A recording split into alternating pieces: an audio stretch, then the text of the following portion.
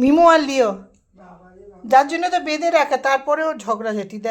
দেখো বন্ধুরা, দুজনে মিলে মারপিট করছিল, সেটা তোমাদেরকে আর দেখাতে পারলাম না। দেখো দুজনে রেডি হচ্ছে, মুখ ভার করছে।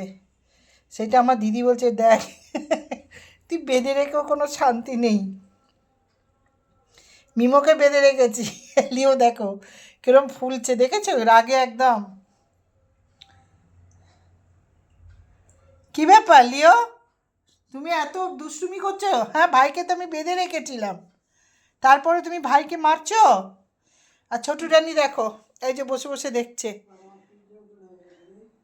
ছোটু রানী দেখছে দুই ছেলে মারপিট করছে। এই, তুমি বকাবকি করতে পারছো না? তোমার ছেলেরা বসে মারপিট করছে, তাই তোমাদেরকে একটু দেখালাম। দেখো দুজনে কীরকম ফুলছে, এক্ষুনি আবার লেগে যাবে লড়াই। দেখো, তো দেখতে থাকো।